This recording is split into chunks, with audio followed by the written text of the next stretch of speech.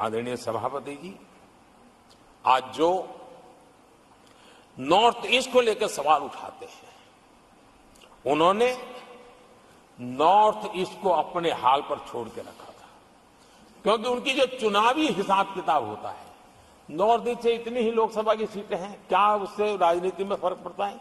कभी कोई परवाह नहीं, उसे उनके नसीब पर छोड़ दिया था। हम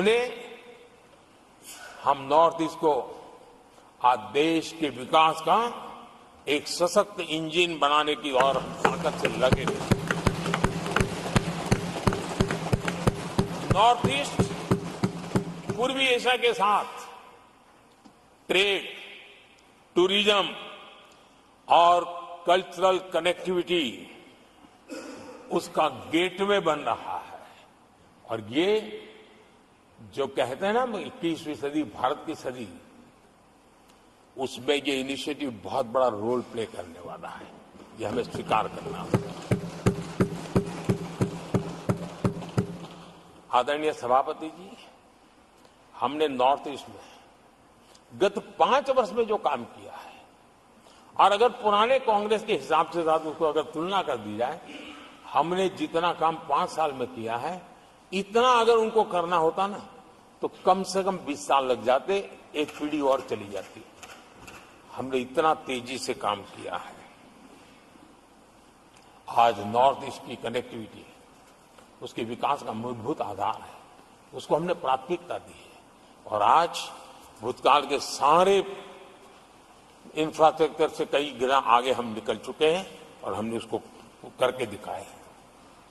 आदरणीय सभापति जी, नॉर्थ ईस्ट में स्थायी शांति के लिए 10 वर्षों में अनेक प्रयास किए गए हैं और निरंतर प्रयास किए गए हैं। बिना रुके, बिना थके, हर एक को विश्वास में लेते हुए में प्रयास किए गए और उसकी चर्चा कम हुई है देश में, लेकिन परिणाम बहुत ही आशा पैदा करने वाले निकले हैं। राज्यों के बीच सीमा विवाद संघर्षों को जन्म देता रहा है और आजादी से अब तक ये निरंतर चलता रहा है।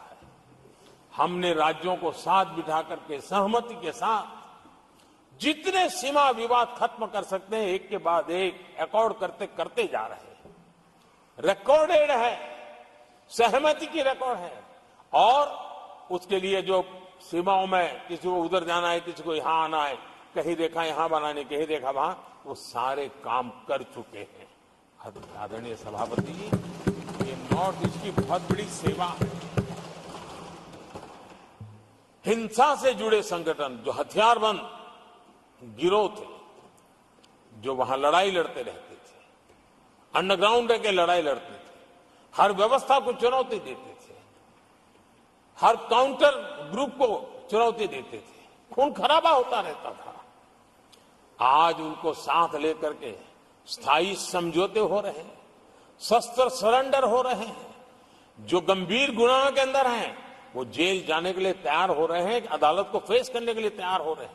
न्याय तंत्र के प्रति भरोसा बढ़ना, संविधान के प्रति भरोसा बढ़ना, भारत के लोकतंत्र के प्रति भरोसा बढ़ना, भारत के गवर्नमेंट की रचना पे भरोसा करना, ये इसमें से अनुभव होता है और आज हो रहा है।